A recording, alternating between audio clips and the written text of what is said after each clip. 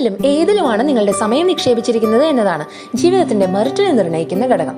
ഓരോരുത്തരെയും അഭിമുഖീകരിക്കുമ്പോൾ മനസ്സിനോട് പറയണം, നമ്മൾ ഇനി ഒരു പക്ഷേ ഒരിക്കലും കാണാൻ പോകുന്നില്ല എന്ന്.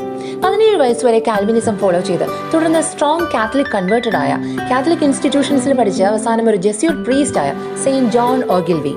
സ്കോട്ട്ലൻഡിൽ കാത്തലിക് പെർസിക്യൂഷൻ ഭീകരമായി നടന്നു വന്ന കാലം.